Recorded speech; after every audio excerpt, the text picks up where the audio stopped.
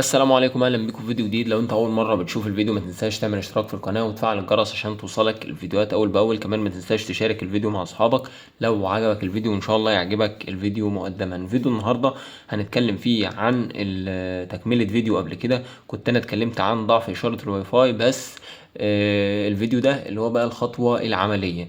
مبدئيا اللي قدامك ده راوتر او ريبيتر او اكسس بوينت زي ما حضرتك ما بتسميه. ليه اللي قدامنا ده راوتر؟ لان اللي قدامنا ده فيه مدخل وان من هنا، والوان ده طبعا للخطوط اللي بتشتغل من غير اي خط ارضي. في المنظومات الكبيره والشركات الكبيره بيبداوا انهم يشغلوا الخطوط بتاعتهم نت، يعني بس بيبقى نت شركات، يعني من غير اي خطوط ارض، من غير دي اس ال عموما يعني. ويشتغل ريبيتر.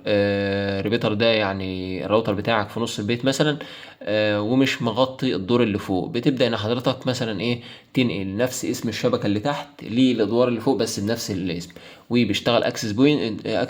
اكسس بوينت ده اللي هو بياخد شبكه الواي فاي بتاعتك، لو باسم مثلا يوسف مثلا، وانت عايز تعمل شبكه واي فاي جديده باسم محمد مثلا، تمام.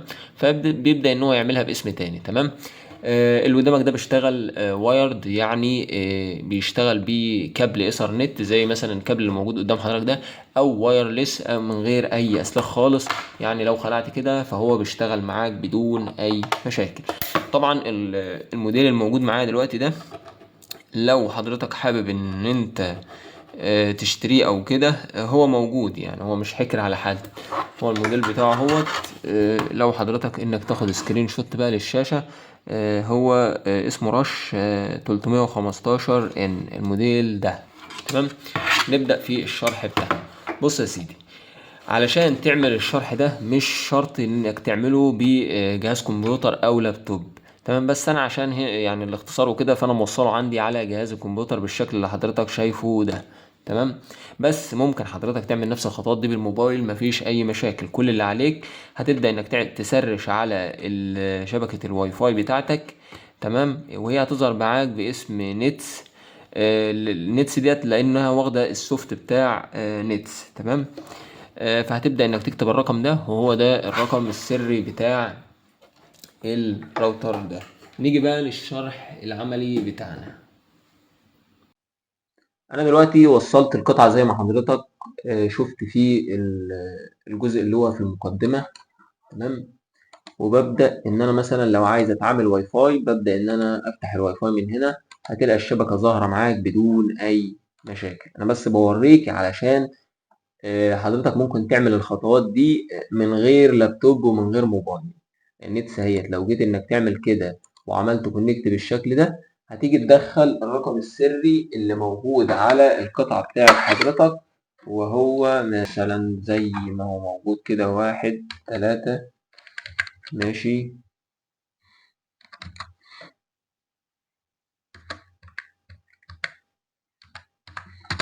وتيجي تعمل كونكت من هنا. انا بس بوريك عملي يعني.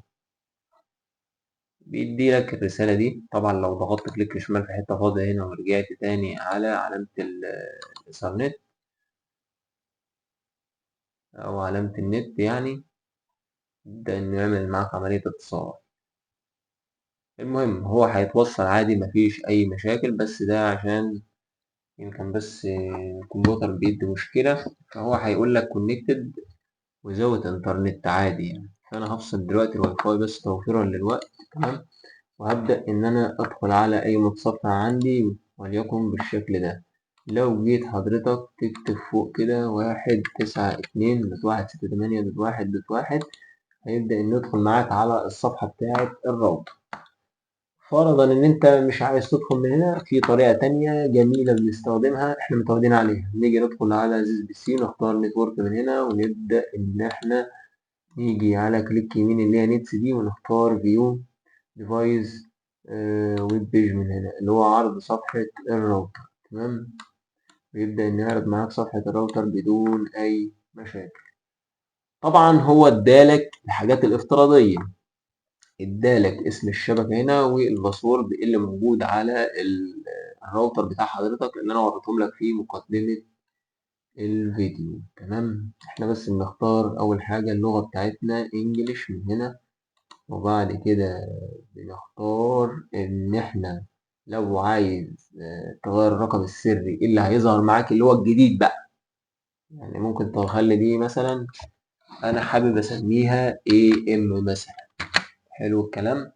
والرقم السري بتاعنا خلينا مثلا نعمل اي رقم سري احنا بنفضله.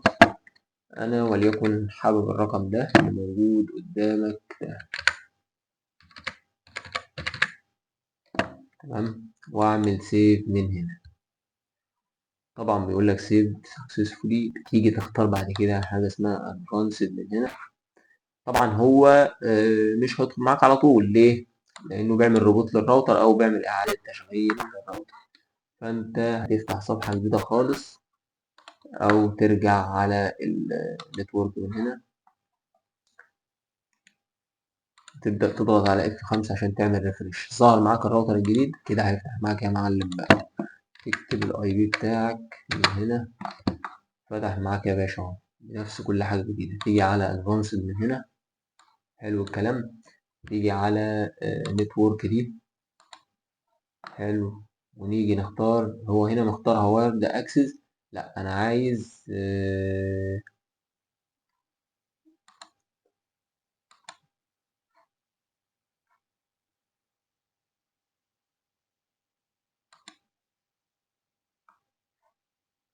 وايرلس اكسس من هنا.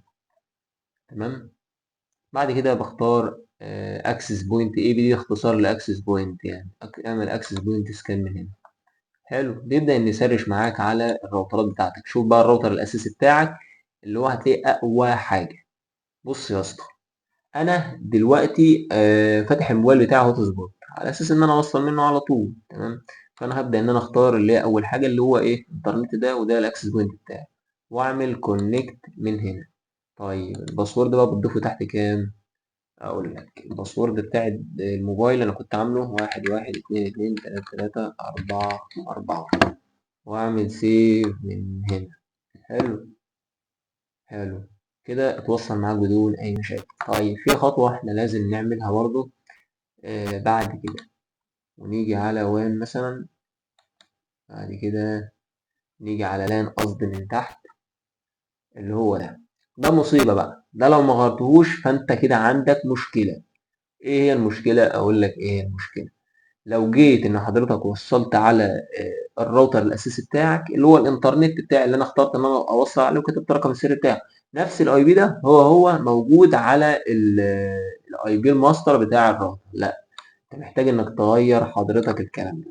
فاحنا هنخليه 192.168 دوت كام دوت كام دوت 100 مثلا، لان 100 ده رقم مستحيل انت توصل 100 جهاز عندك يعني. دوت واحد. تمام. اخرك بالكتير 5 موبايلات. فانت هتعمل سيف من هنا. تمام. تبدأ انك تسيب معاك بدون اي مشاكل. نيجي نفتح بعد كده الواي فاي بتاعنا. عرفت بقى انا ليه عملت بسلك؟ عشان اجرب واي فاي في الاخر من على الجهاز يعني. نفتح كده. نبدأ ان احنا نختار الاي ام. نعمل كونكت من هنا. طبعا الرقم السري احنا كنا عاملينه ايه؟ كنا عاملينه شرطة شرطة 1 1 2 2 3 3 4 4. حلو. زيادة التأكيد هوريهولك اهو. واعمل نيكست من هنا. تمام. بيقول لك تشيكينج. يجي في حتة فاضية كده كليك شمال. تمام. لو جيت بعد كده لقيته توصل معانا عادي مفيش أي مشاكل. حلو الكلام. حلو الكلام يا معلم. طيب هو ليه مش مديلك علامة الواي فاي؟ بص، هو مش مدينا علامة الواي فاي لأن أنا موصل أصلا كابل الإيثرنت بالكيسة بتاعتي. فده أوبشن أصلا إن الراوتر نفسه بيديلك نت عن طريق ال RJ45 او الايثرنت لكيسة الكمبيوتر. فبمجرد ما اشيل الايثرنت كده، لاحظ بقى اللي هيحصل كده الواي فاي معانا بدون اي مشاكل اشتغل اهو. تمام. لو جينا مثلا ان احنا نعمل سبيد تيست، او انا عايز افتح يوتيوب بقى احسن على طول كده. جينا نشغل يوتيوب اهو. بيبدأ ان اليوتيوب يشتغل معاك بدون اي مشاكل. طبعا بس عشان انا فاتح هوت سبوت عادي يعني، فاهمني. بس انا كنت عايز اعمل تيست سبيد. احنا كده خلصناها عموما، يعني ممكن حضرتك بقى ايه تتعامل يعني. بس عايز اقيس لك معايا السرعة.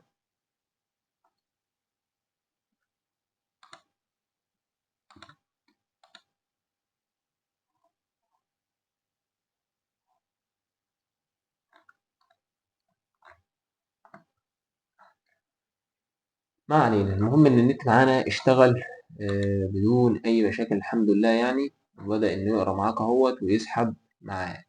طيب في بقى نصيحة في الاخر كده حابب ان انا اقولها لك.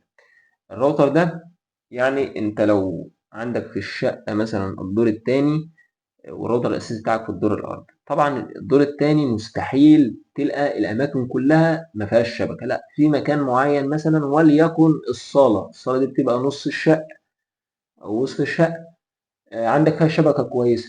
لازم تحط فيها الراوتر ده، تحطه في نص المكان اللي فيه الشبكة كويسة. والراوتر طبعا ما ينفعش تخليه على الأرض، يعني ممكن مثلا يفضل يعني إنك إيه، يعني تخليه متعلق على في الجدار مثلا أو كده.